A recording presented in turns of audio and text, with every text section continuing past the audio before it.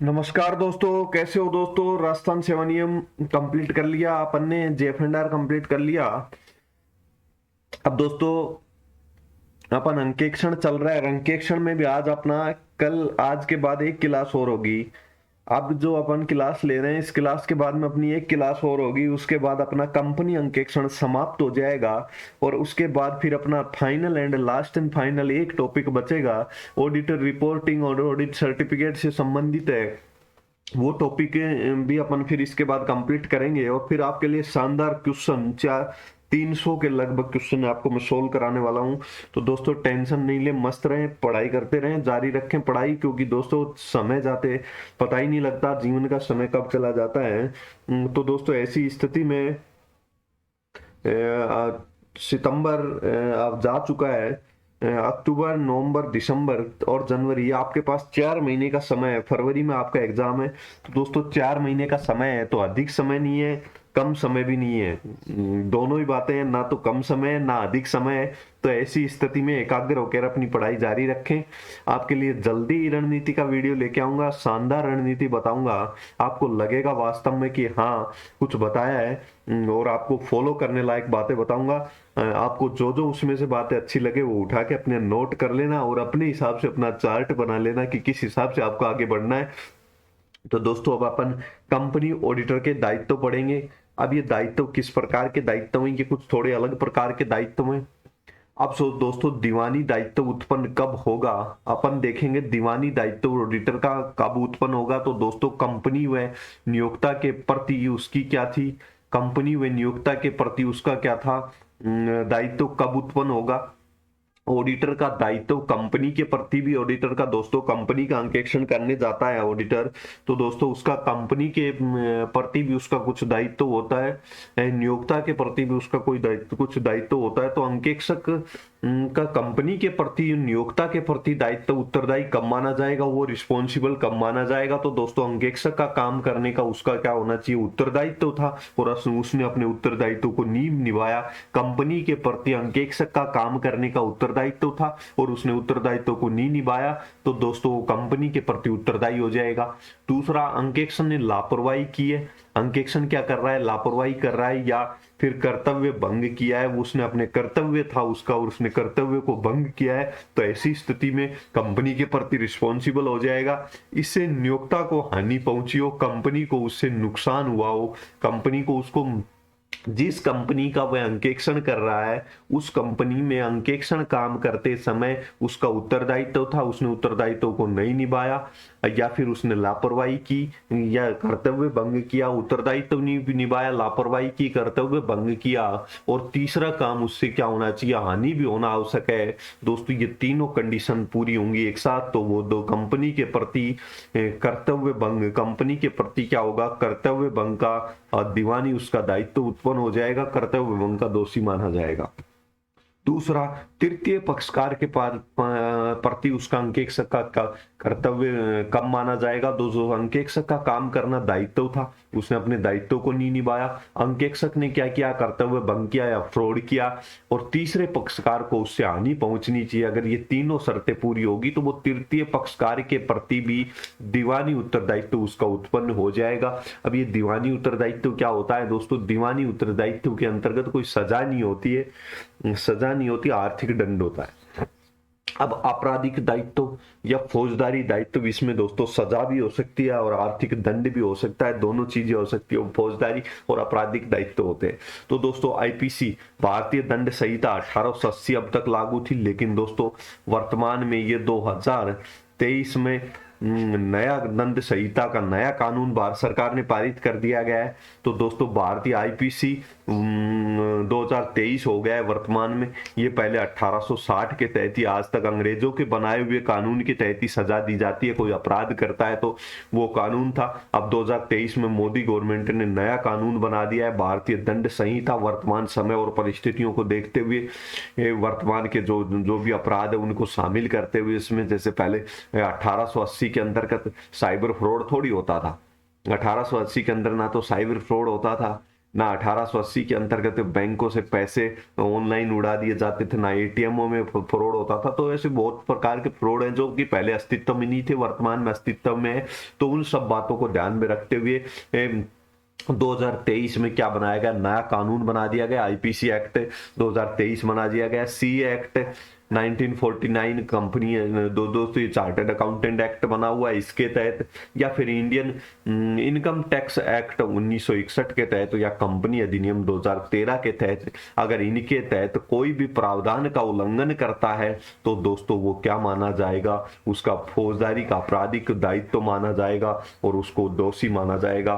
तो इन अधिनियमों के तहत अगर वो किसी के तहत भी दोषी माना जाता है तो वो माना जाएगा। अब सबसे पहले तो दोस्तों आईपीसी की बात कर लें।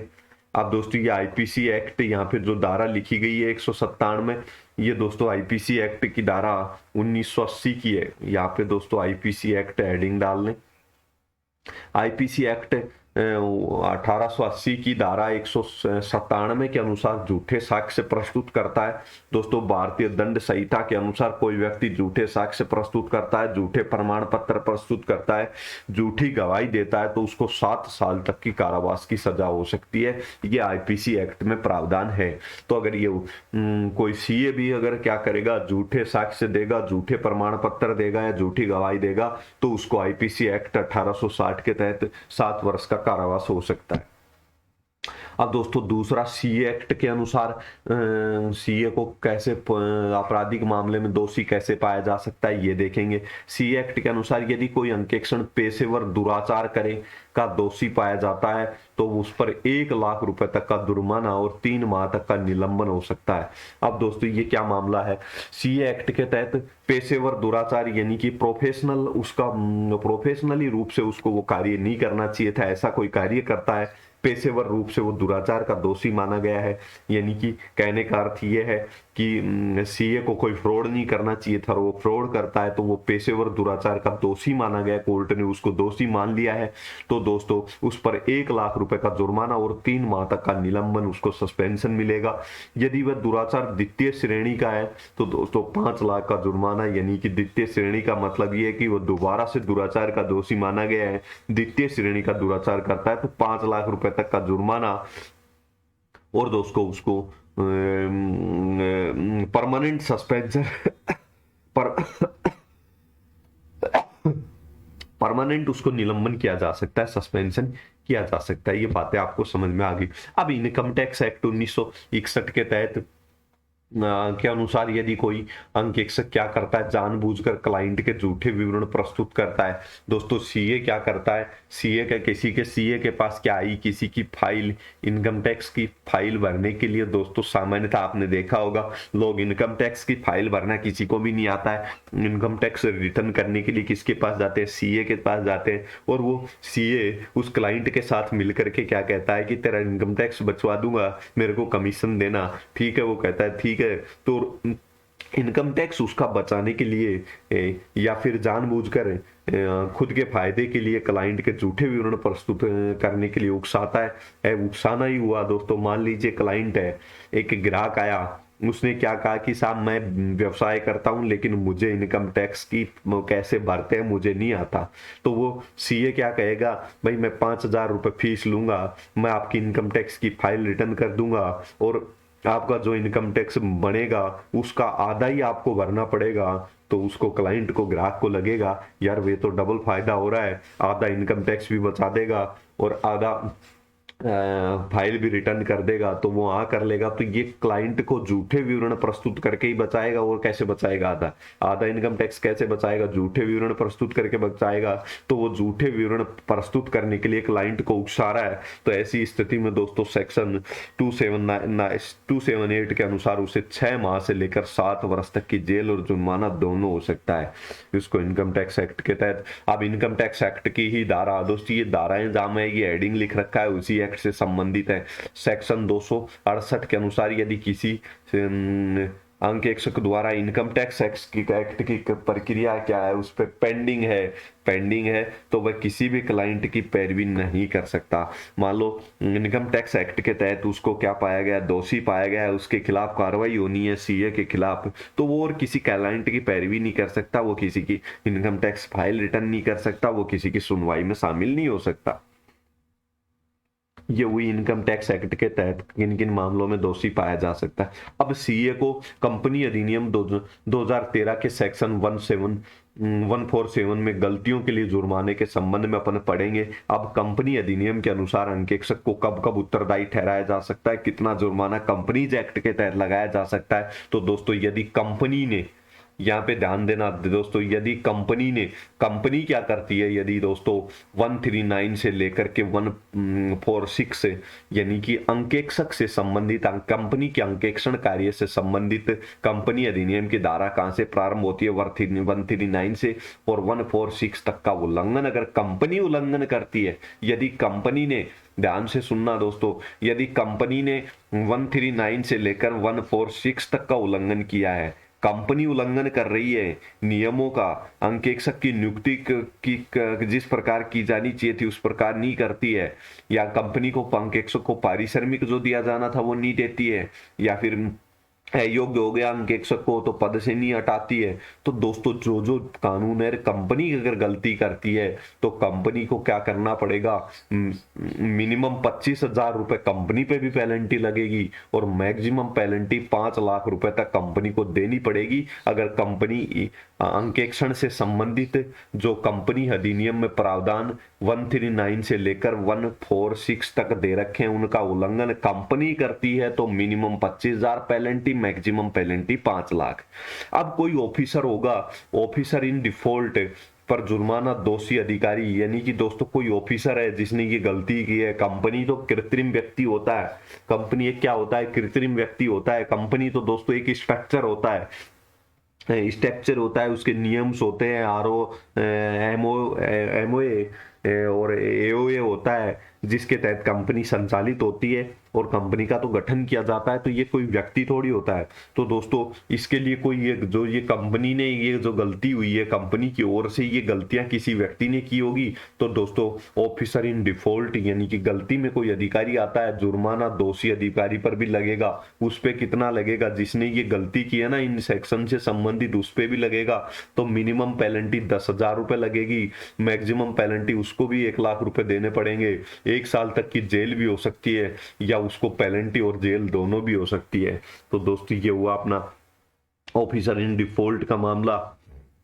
अब दोस्तों अंकेक्षक पर जुर्माना, अब तक तो अपन ने अगर दोस्तों अब तक तो 139 से 146 तक अगर गलती करती है कंपनी तो कंपनी पे जुर्माना देखा, कंपनी का अधिकारी जिसने गलती है उस पे जुर्माना देखा।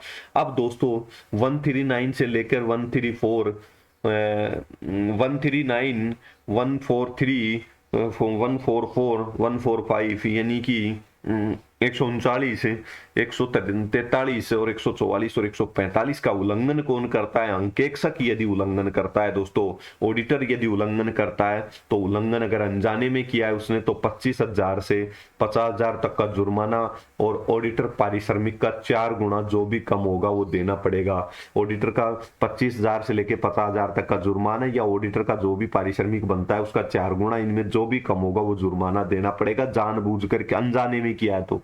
यदि जानबूझकर किया है ऑडिटर ने जानबूझकर इनका कंपनी अधिनियम के सेक्शन 139 143 144 145 इनका उल्लंघन जानबूझकर किया है, अनजाने में किया है तो 25 से 50,000 तक का जुर्माना और पारिश्रमिक का 4 गुना जो भी कम होगा वो देगा। यदि उल्लंघन जानबूझकर किया है तो दोस्तों जानबूझकर किया है ना तो यहाँ 25 से 50,000 तक का जुर्माना दे रहा था, यहाँ 50,000 से 25 लाख तक का जुर्माना दिया जा सकता है, ऑडिटर पारिश्रमिक का 8 गुना या दोनों भी दिया जा सकता है, 1 साल की सजा भी हो सकती है या फिर दोनों भी हो सकता है, जुर्माना भी लिया जाए उससे नगद और 1 साल की सजा भी दी जाए तो दोनों कार्य भी हो सकते हैं।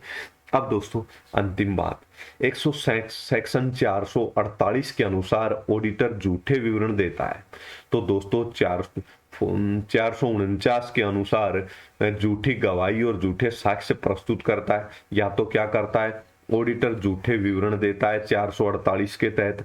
ऑडिटर क्या देता है, झूठे विवरण किसके तहत देता है, 448 के तहत, या सेक्शन 449 के तहत झूठी गवाही झूठे साक्ष्य प्रस्तुत करता है, तो दोनों अपराधों में उसे सेक्शन 447 के अनुसार कपट का दोषी माना जाएगा। 447 के अनुसार उसको क्या माना जाएगा, कपट का दोषी माना जाएगा। इसमें 6 महीने से लेकर 10 लाख 6 महीने से लेकर 10 साल तक की सजा दोस्तों।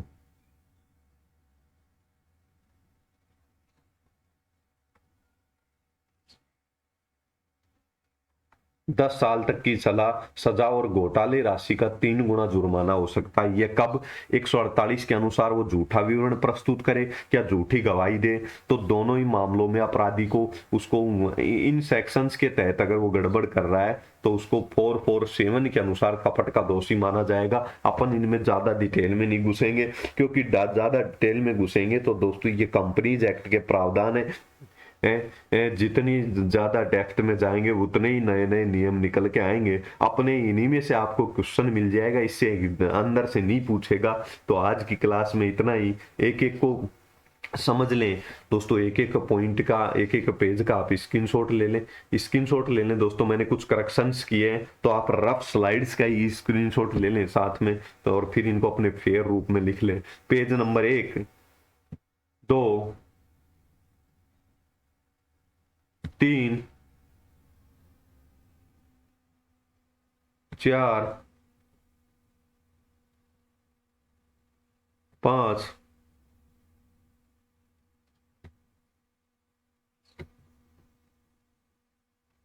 6, 7, 8। दोस्तों अब अपनी एक क्लास और बची है, फिर ये अपना टॉपिक समाप्त हो जाएगा। इसके बाद में अपना ऑडिटिंग